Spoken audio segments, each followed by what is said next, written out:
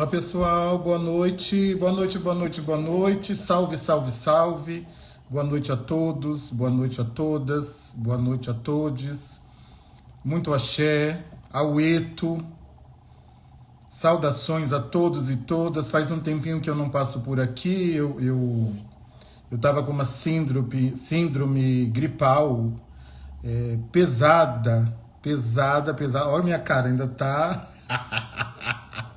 Ainda estou em recuperação, muito orobô, muito obi, muito atarê, entendeu? Muita folha, muito hortelã, muito manjericão, muito levante, entendeu? Porque realmente a gripe me pegou no final do ano e me deu uma derrubada, me deu uma derrubadinha.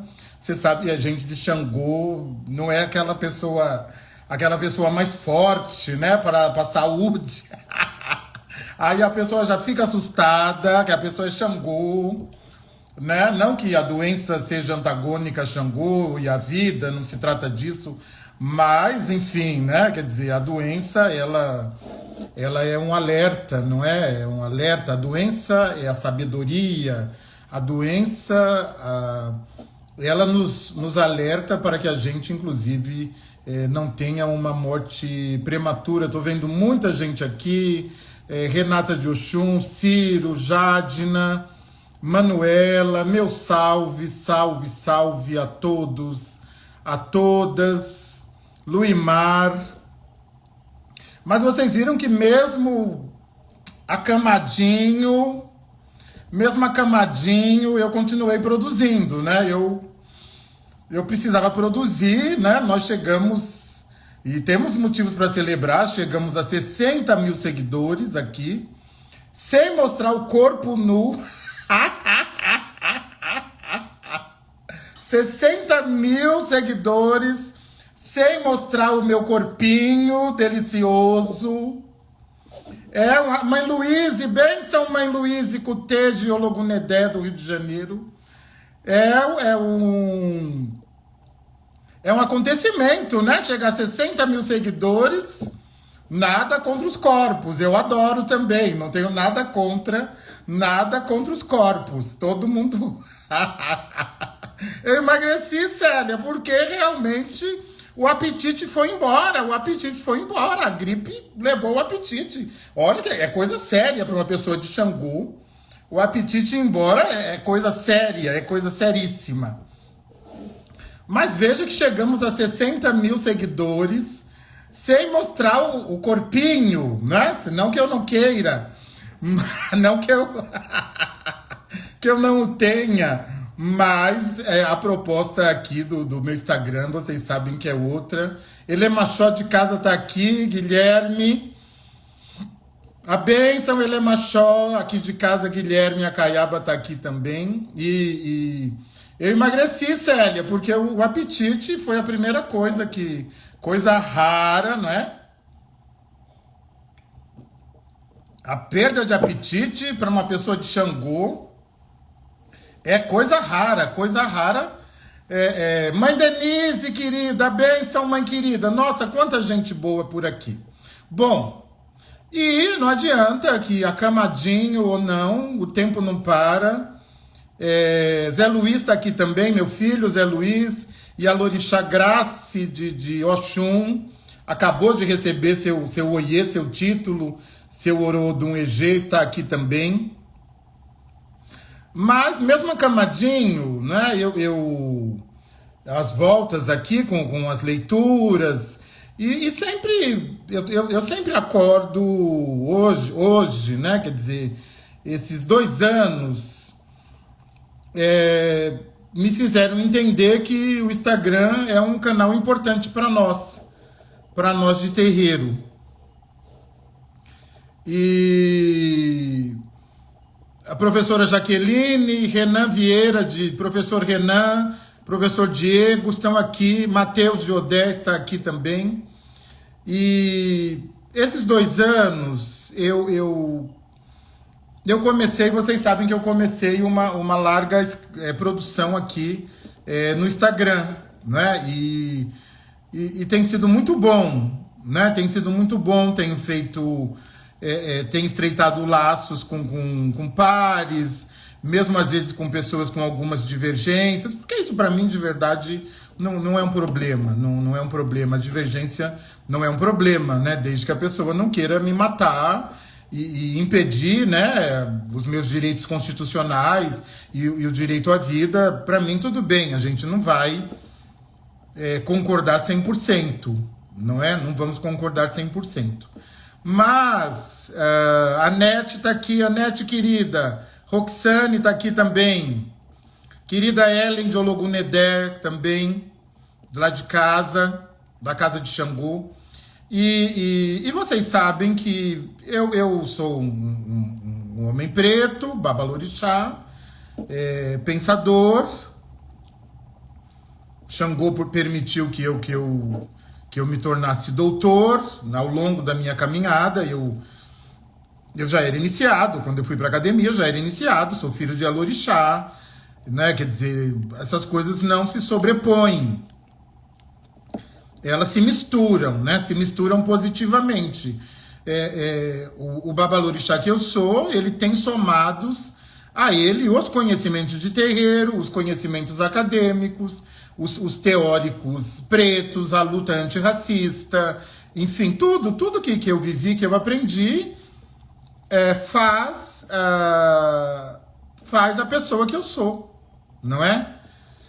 E ao longo desses quase 2 anos, vai fazer 2 anos, né, do lançamento do Intolerância Religiosa, e eu confesso que o Intolerância Religiosa foi um marco, né, um marco na minha vida, porque nós já vendemos 22 mil exemplares, fora os e-books e fora os piratas, né, que estão por aí. Tá tudo bem também para mim tá tudo bem, não tem problema nenhum.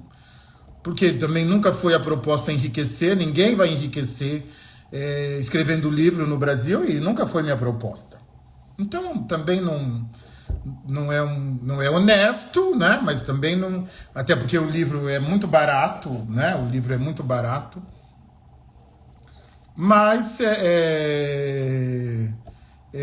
foi um marco para mim. O Intolerância Religiosa me aproximou de muita gente.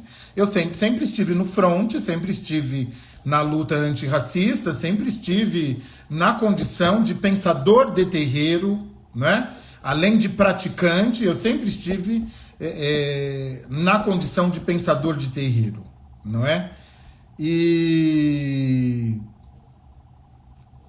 aí hoje eu sempre acordo pensando em vocês. Eu falo, eu preciso oferecer uma palavra, o que na cultura de terreiro nós chamamos de boa palavra. Eu preciso vocês estão aqui, vocês me leem, vocês me acompanham, vocês me ouvem, vocês me oferecem as suas bênçãos, vocês me oferecem, quando necessário, as suas críticas, as suas considerações, as suas observações. Embora não nos conheçamos, né? Não conheço os 60 mil, não tem condições.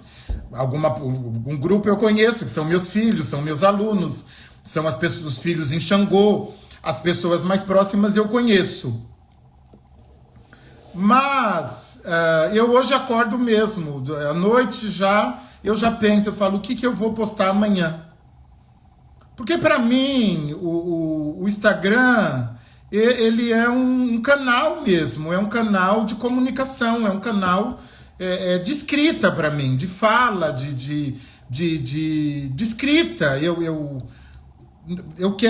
gosto de conversar com vocês sobre os diversos assuntos que fazem parte da minha jornada mítico ancestral, como nós pensamos a partir da perspectiva de terreiro. Nós estamos numa jornada, que é ao mesmo tempo mítica, porque ela é uma jornada de reatualização mítica, sobretudo para nós iniciados. Quando nós nos iniciamos, nós imediatamente fortalecemos a nossa jornada mítica, seja com orixá, com vodum ou com inquice, e é ao mesmo tempo uma jornada ancestral, porque nós acreditamos que não há separação entre as chamadas dimensões materiais e espirituais, né? Que é tudo uma coisa só. Portanto, nós temos a nossa dimensão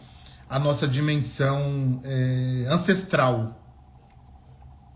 Então hoje, eu de verdade, eu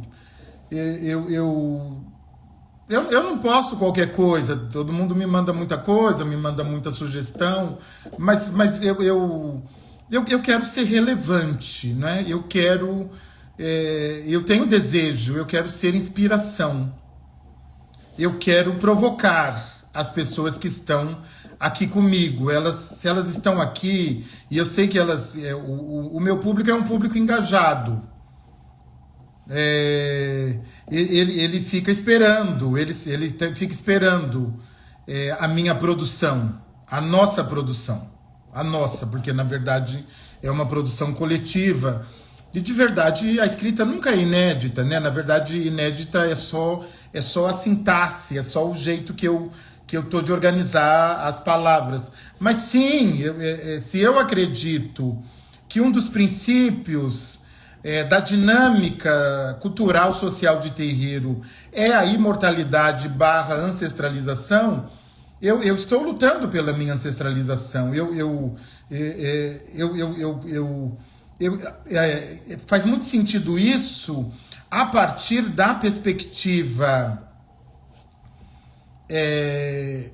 africana, que você vive para não morrer. Quer dizer, que você produza uma jornada de modo a ser venerável, a ser memorável, de modo a não ser esquecido. Isso está na cultura de terreiro. A cultura de terreiro é uma cultura do não esquecimento. O ritual é cultura do não esquecimento. O ritual, a reiteração, a vida, que é também um ritual, mas o terreiro ele é muito ritual e ritualizado. Ele é ritual e ritualizado justamente para o não esquecimento daqueles que executam o rito, que vivem o ritual. Então, nós precisamos voltar.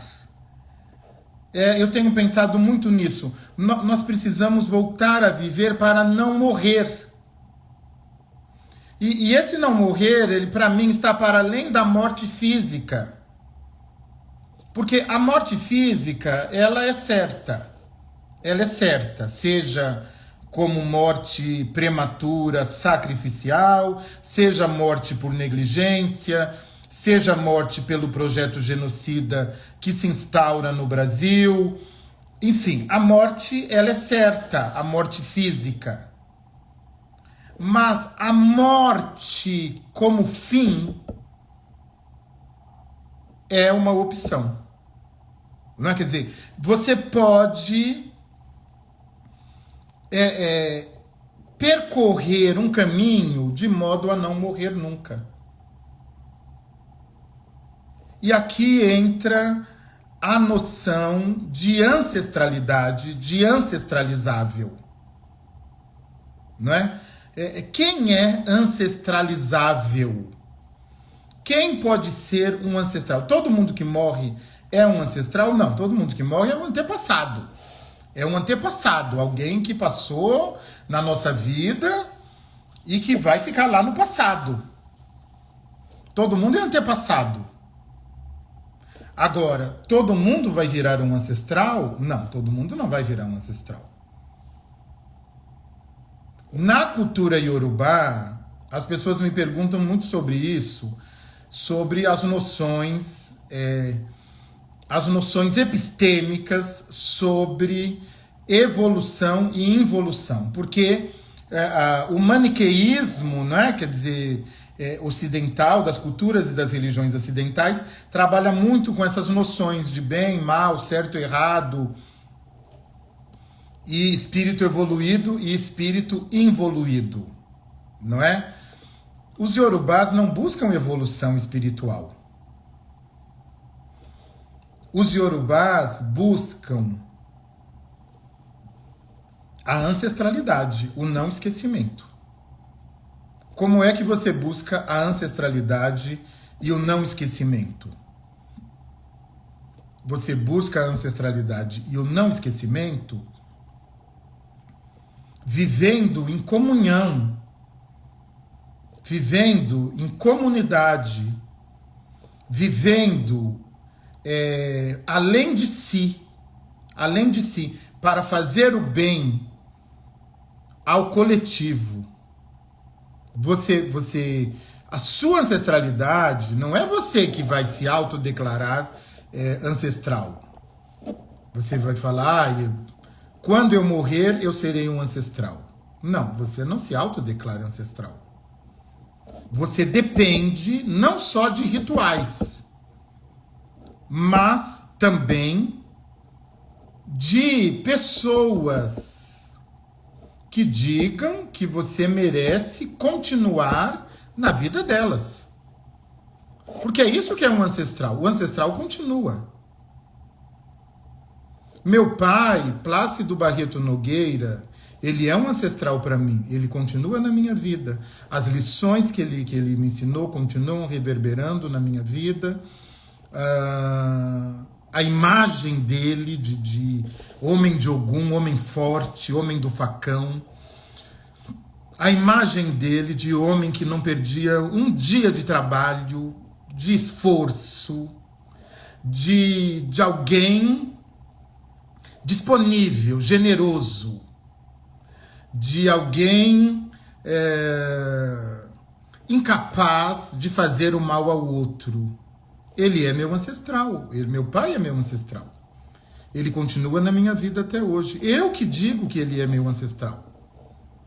Ele é meu ancestral porque ele fez uma jornada para mim, para minha família, para minha mãe, para os meus irmãos, para as pessoas que o conheceram. Ele fez uma jornada honorável, uma jornada ancestralizável. Há pessoas que não são ancestralizáveis, elas precisam ser esquecidas. É mais que merecem ser esquecidas. Elas precisam ser esquecidas. Não é que elas merecem ser esquecidas. Mantê-las na nossa vida depois da perda da corporeidade é adoecedor. Então, essas pessoas não são ancestralizáveis. Ancestralização trata-se disso, de manter alguém consigo, e não tem essa história, eu tenho medo de fantasma, não tem nada disso. Isso não entra nessa cosmogonia, nessa cosmopercepção. Não tem isso. Um ancestral não faz mal aos seus descendentes. Ele não fez quando em corporeidade, no aie, no mercado, e ele não faz mal depois. Não é? Agora, um não ancestralizável, ele faz mal, ele pode fazer mal. Ele fez mal durante a vida e ele pode continuar fazendo mal após a perda da corporeidade. Por isso que ele não é um ancestral. Por isso que nós também temos que dizer quem é o nosso ancestral.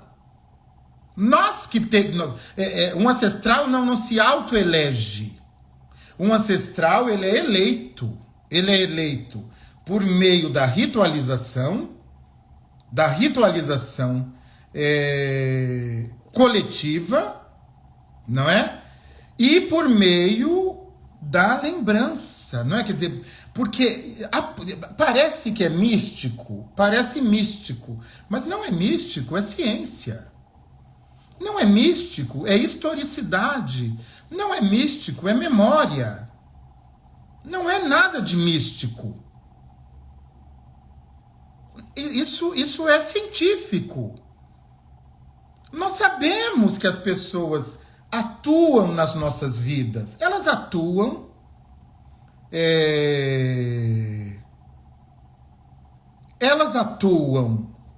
quando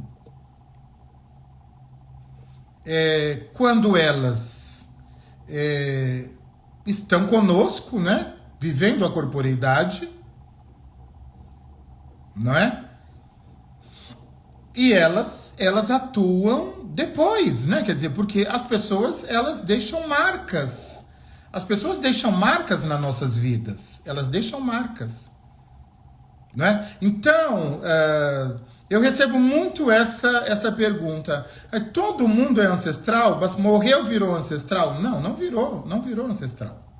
Não virou. A comunidade, a família, o grupo, o terreiro. Eu estou falando da perspectiva de terreiro, estou falando de uma perspectiva, não estou falando de tudo, não tem condições, gente. A perspectiva que eu estou falando é a perspectiva epistemológica de terreiro, é uma cultura, estou falando, é um recorte cultural. Não dá para pegar isso e aplicar na sua vida.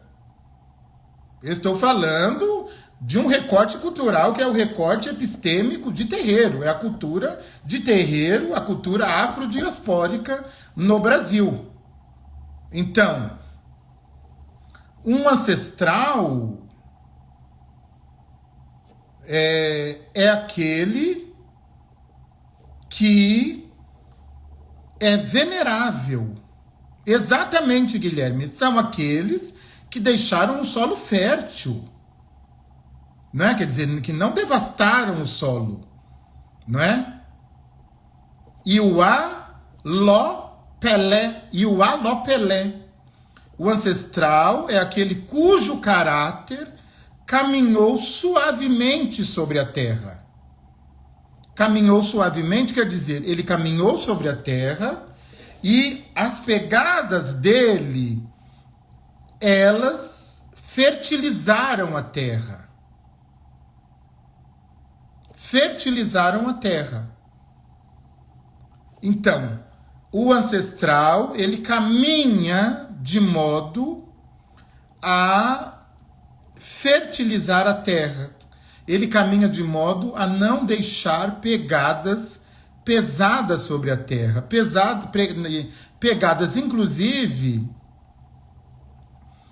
que merecem ser seguidas. Seguidas justamente dada a leveza do caminhar. Isso que é um ancestral. Então, e eu fiquei pensando, não é, que eu não sei, vocês me digam, eu acho que não há essa preocupação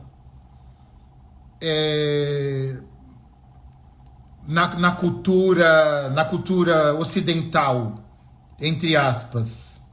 Não há essa preocupação da imortalidade, da ancestralidade. Quer dizer, me parece que as pessoas, elas não têm essa preocupação. Não é? Hoje, sobretudo hoje, né? Sobretudo hoje, muito pelo contrário.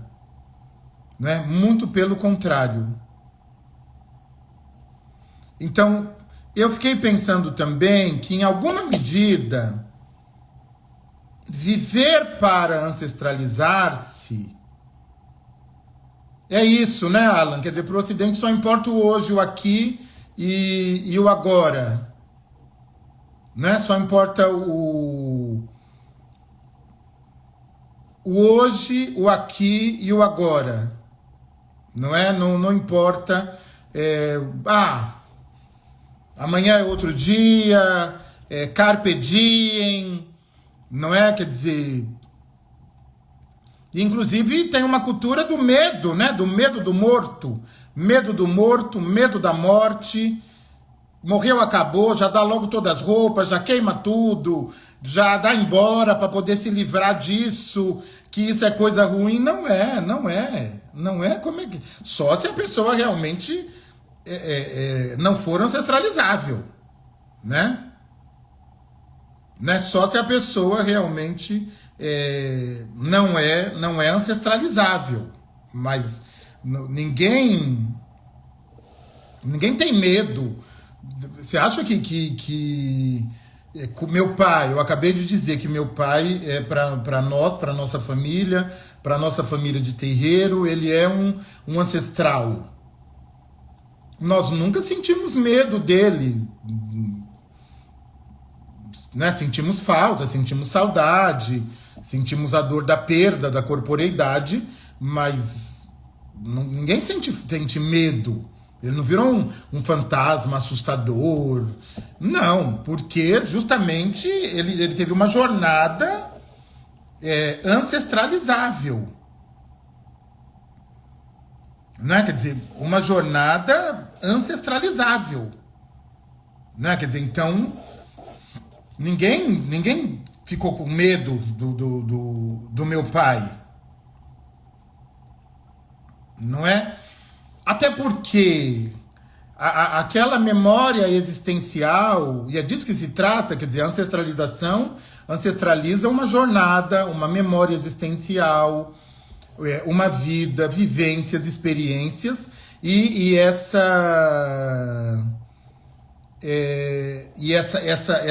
memória, ela continua nos apoiando. Quantas lições os nossos pais, as nossas mães, mesmo que não estejam exatamente nesse lugar ancestral de terreiro com a ritualização, mas eu acredito que sim, eu acho que a gente pode pensar, não é? No ancestral para além do rito, né? Para além do ritual. Né? Eu acho que a gente pode pensar, sim, o ancestral para além da ritualização. A gente pode pensar no ancestral e me parece saudável pensar a ancestralização e o ancestral de uma perspectiva do não esquecimento, né? Quer dizer, de tamanha relevância, de tamanha bondade, de um conjunto de virtudes. Um conjunto de virtudes que a pessoa ela continua conosco, e de verdade ela continua, né? De verdade, mesmo que não caiba exatamente nesse sentido ancestral, especificamente de terreiro, né? Acho que a gente pode, né? A gente pode um pouco desdemonizar a morte e desdemonizar o morto. Porque também a morte e o morrer a morte e o morrer, né, e o morto são muito demonizados na nossa sociedade. São muito demonizados. E no candomblé não, imediatamente as celebrações com vista à ancestralização daquele cuja jornada mítico-ancestral é venerável. Não é? Quer dizer, imediatamente há rituais de honra, são rituais de honra para até trazer conforto, um pouco de conforto sobre a perda, para a perda da corporeidade, não é? E aí nós temos os rituais de terreiro para isso.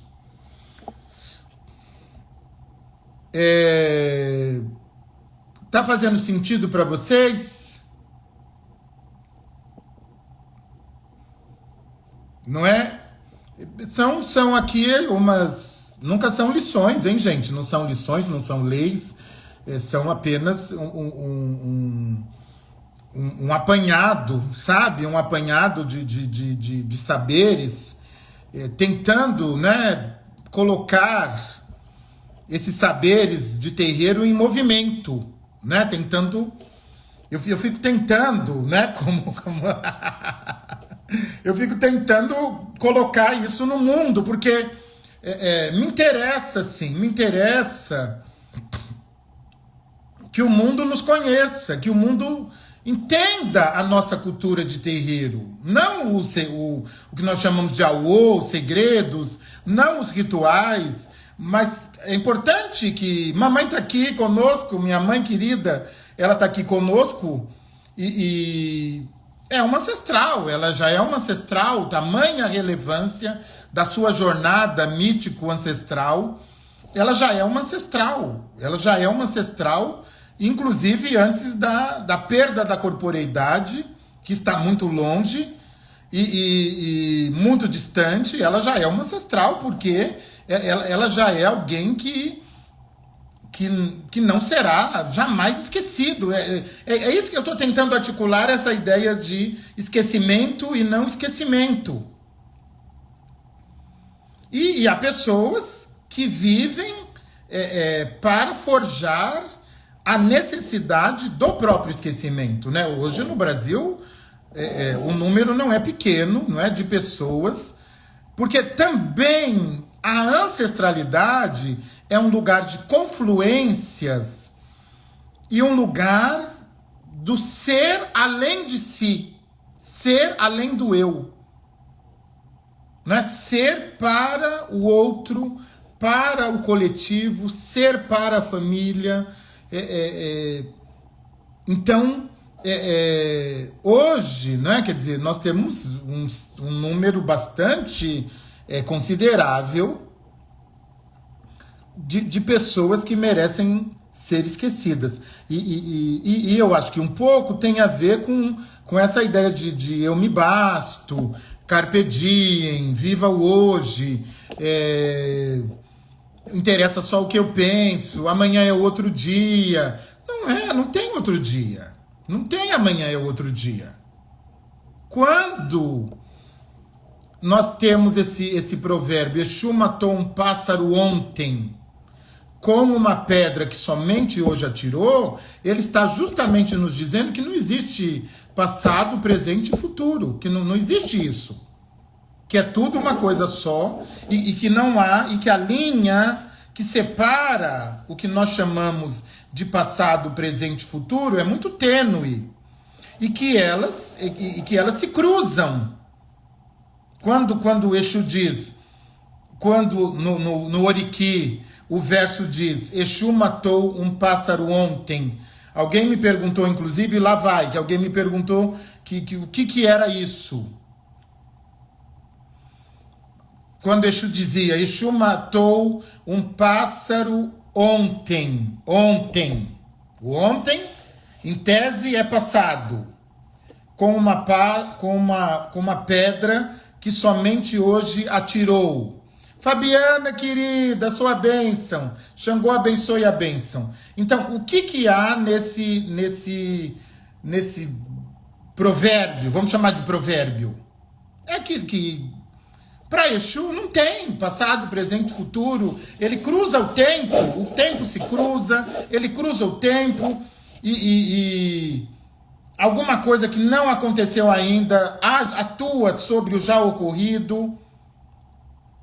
Não é? Quer dizer, o hoje atua também no ontem, o ontem atua sobre o amanhã. Quer dizer, esse provérbio está justamente dizendo que essa linearidade e essa segmentação do texto, do tempo, perdão, não existe. Nós sabemos o que nos habita. O que nos habita?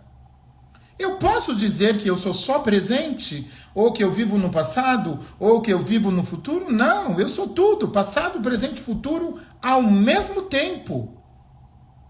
Eu sou, e aí entra de novo a noção de ancestralidade, porque a ancestralidade, em tese, é um passado que está aqui atuando sobre o meu presente, me protegendo, me ensinando, me orientando. Essa é a ancestralidade. Em tese, alguma coisa que já passou.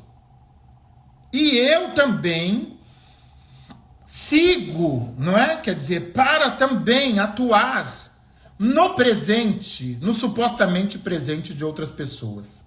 É a noção de Exu. O professor Tiago está trazendo aqui, e a Maria também está trazendo, é a noção de Exu do espiral, o espiral. Então, o tempo exuístico não é um tempo linear, recortado em fatias, passado, presente e futuro. O tempo exuístico é o tempo em espiral, o tempo que se cruza, não é? É o tempo circular. Esse é o tempo de Exu. Bom, mas eu dei o nome, eu já falei mil coisas, né? Fica aquela colcha, aquela boa colcha de retalhos. Espero que esteja fazendo sentido para vocês. Mas de verdade, essa semana me chamou muito a atenção algumas mensagens que eu recebi no direct, aqui no privado, algumas mensagens que me passavam a ideia. Bom, quando foi agora no dia 31 de dezembro, com todos os protocolos de segurança, todo mundo vacinado, nós tivemos o IPT de Oxum na casa de Xangô. Casa a qual eu estou à frente, não é minha. A casa é de Xangô e eu sou aquele que está à frente na condução, oficiando os rituais, as iniciações. A casa não é minha, a casa não me pertence. A casa pertence a Xangô, até porque a casa, ela é imortal. Ela vai continuar comigo, ou mesmo quando eu não estiver em corporeidade. E eu acredito que eu continuarei lá também, né? Mesmo quando eu não estiver mais tendo este corpo como morada.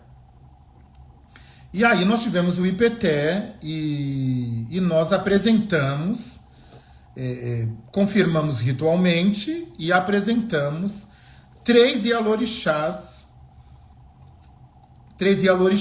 com Odu confirmado, né, de Ialorixá, 3 mulheres que começam agora a sua jornada mítico ancestral para também estarem à frente de uma comunidade tradicional de terreiro, um terreiro, enfim, da nossa tradição, da tradição Nagoketu, que é a tradição da qual nós somos. E então nós tivemos o IPT, ano sim, ano não, celebramos o IPT na virada do ano, em homenagem à minha Ialorixá, Mãe Yara de Oxum, e a Oxum, né? E fazemos aquela coisa meio Iabá, tal, a divindade, a celebração das divindades femininas. E nós, está aqui, inclusive, está lá nos vídeos. Parte da celebração está no vídeo, só não os orixás, essa coisa toda. Tá mais o momento de que elas recebem a cuia, a cabaça, tá por aqui. Então, essas mulheres receberam.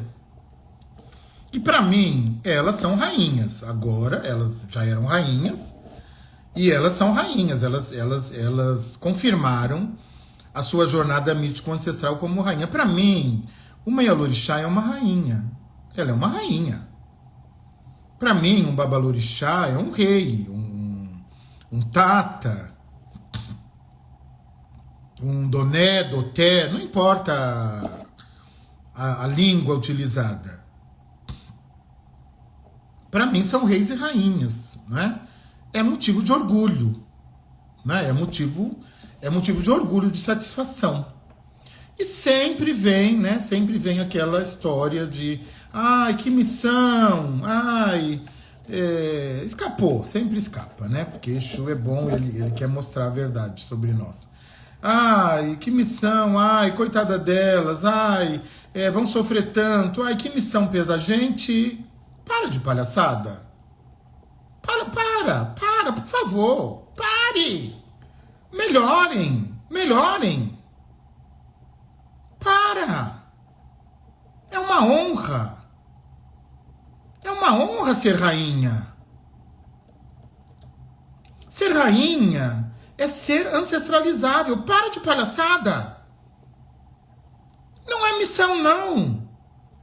Não é missão, não é fardo, não é pesado. Ai, parece que receberam uma maldição. Isso é tão racista. É tão racista essa leitura. É tão racista que merece prisão perpétua. Quer dizer que é o seguinte: se a pessoa se forma padre na igreja, é uma honra. Se a pessoa se torna pastor na evangélica, é uma honra. Agora, quando a pessoa recebe o título de alorixá, é um problema.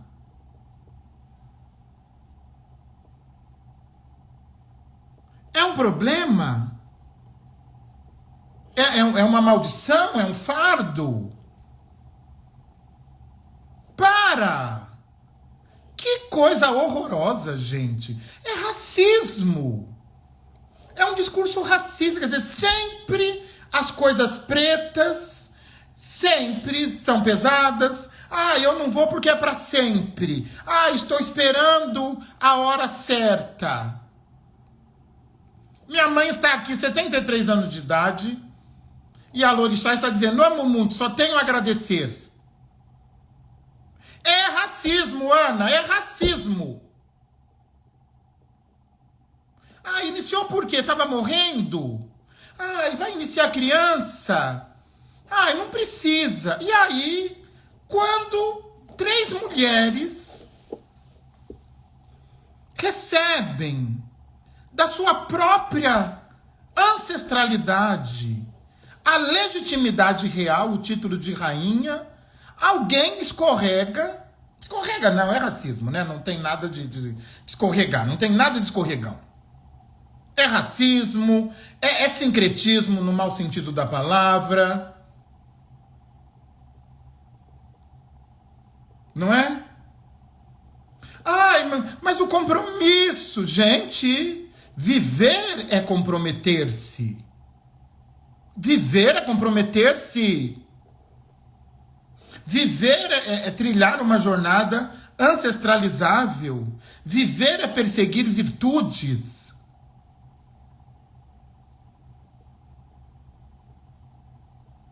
Não é? Não faz sentido. Tá aqui a Yaô de Oxum falando que já faz um tempinho que ela iniciou, ela tá...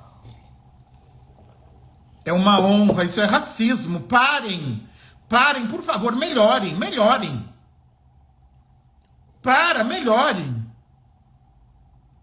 Sim, o terreiro não está blindado. O terreiro não está blindado de todas as tensões que estão do lado de fora. Ele não está blindado. O terreiro não é perfeito, também ele não quer ser perfeito e não precisa ser perfeito. A noção de perfeição nem cabe dentro do terreiro.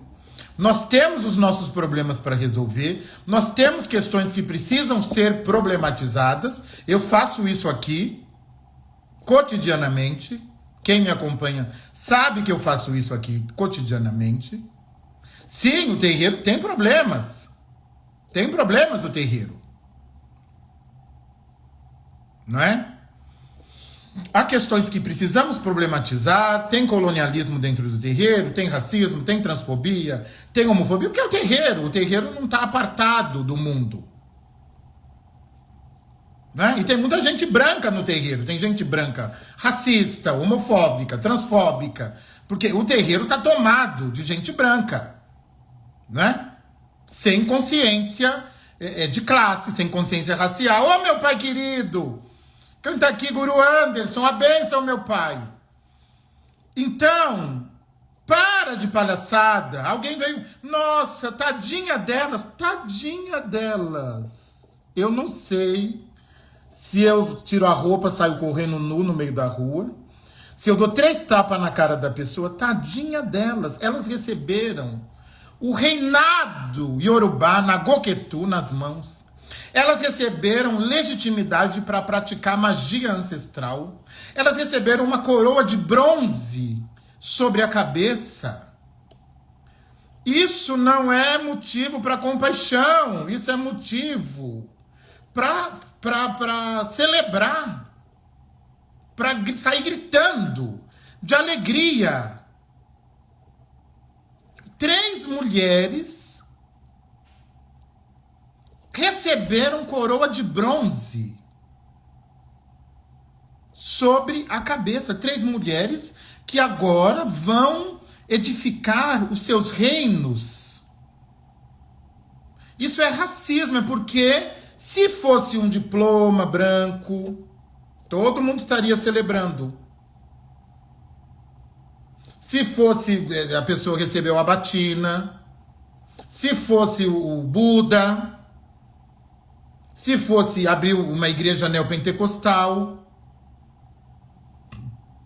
Agora, quando a pessoa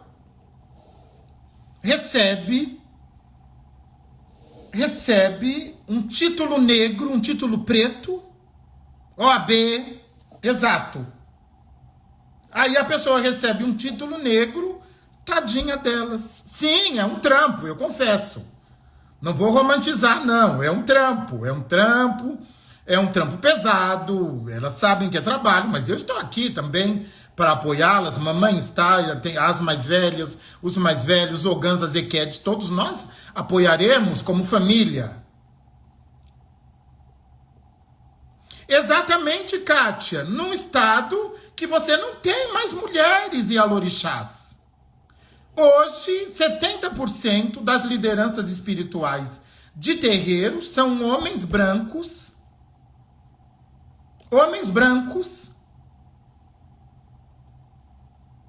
cis heteronormativos. Eu venho clamando que as mulheres voltem para o terreiro e assumam esse lugar de rainhas. E aí, já vamos pro final da nossa conversa. Já estamos aqui em quase 200 pessoas. Olha, estamos na live de celebração dos 60 mil seguidores.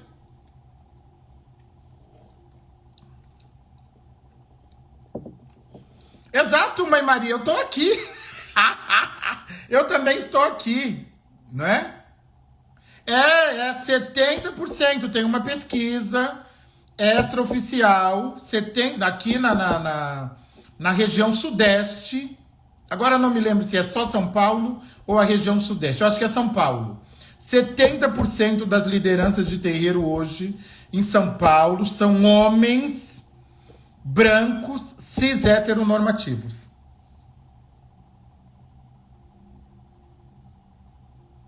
Porque eu entendo.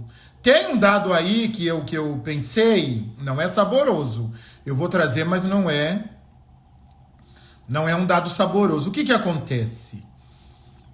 Com a expansão do neopentecostalismo, nós podemos trazer, inclusive, especialistas nisso em outra ocasião e conversar mais. Com a ascensão do neopentecostalismo, o que acontece? O homem, ele retira a mulher do terreiro. Porque, normalmente, quando o homem coloca a mulher em xeque, ou o terreiro ou eu, por conta dos filhos, e às vezes de uma fragilidade econômica, a mulher se vê obrigada a acompanhar o marido. Agora, o marido, por sua vez, né, quer dizer, o homem, se ele diz, se a mulher, porventura, não aceitar o terreiro, ele continua, né, quer dizer, porque existe aí a força do patriarcado. Então, essa é uma discussão que nós podemos ampliar. Mas eu quero fechar com a ideia do meu manifesto, O Terreiro é Gigante. E tem a ver com essa minha última fala também, porque essa ideia, né, de tadinha, de compaixão, de missão, de fardo, é uma ideia que apequena o terreiro, né? Ela é uma noção que apequena o terreiro. O terreiro é potência. O terreiro é força ancestral, o terreiro é magia preta, né? Então, nós precisamos fazer marketing positivo mesmo. O terreiro é gigante. O terreiro é maior do que do que o ritual, é maior do que a galinha que a gente mata, é maior do que a bola de farinha, é maior que o acaçá, é maior que a qualidade mais sobrenatural, enfim. O terreiro é gigante. Nós precisamos assumir essa ideia que o terreiro é gigante. O terreiro é gigante. Né? Quer dizer, só o fato do terreiro ainda existir, né? Quer dizer, já foi crime a prática de terreiro. O terreiro é gigante. Eu estou falando terreiro, não estou falando terreiro de candomblé, não, estou falando o terreiro. Para mim, terreiro. Terreiro é uma palavra só. É a palavra mais descolonizada que existe, é terreiro. Terreiro, semanticamente, é liberdade, terreiro é terra, terreiro é terra onde tem árvores, é terra onde tem as ervas. Então, o terreiro é gigante, né? E ele é maior que algumas discussões que pessoas de dentro querem travar. Essas discussões não interessam. Essas discussões já são démodé, já são ultrapassadas.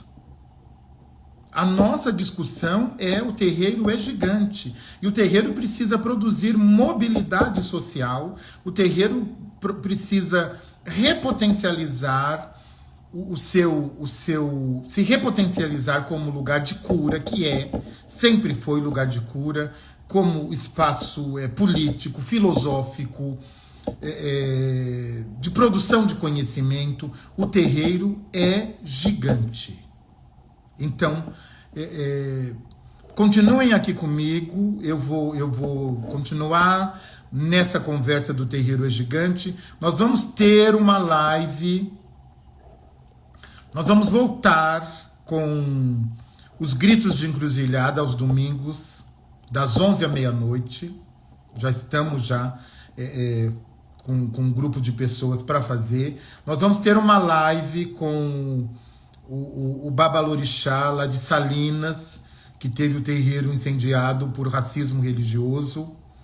Fiquem por aqui. Nós vamos tentar, né? Vamos ver como é que as coisas... Nós vamos tentar voltar a promover os nossos encontros presenciais aqui no centro de São Paulo, porque eu quero muito, mesmo de máscara, com álcool em gel, abraçar as pessoas, né? Então fiquem por aqui que nós vamos continuar em expansão. E coloquem isso, esse manifesto: o terreiro é gigante. O terreiro é gigante. Ele é maior do que aquelas paredes, ele é maior que o Ibá, ele é maior do que o rito. O terreiro é gigante. Nós precisamos comprar e vender essa ideia. O terreiro é gigante. O terreiro é gigante. O terreiro é esse espaço biopsicossocial. O terreiro existe, resiste e reexiste. O terreiro é quilombo. Um forte abraço a todos, a todas, a todes. Bebam água, se cuidem. Saúde, vida longa e abundância. Silvia, querida, tá no Rio de Janeiro, não é? Um grande beijo, tá aí com o filhão. Um beijo a todos e todas e todes. E fiquem por aqui, não larguem mais, isso mesmo, garra, amor. Vamos em frente. Axé.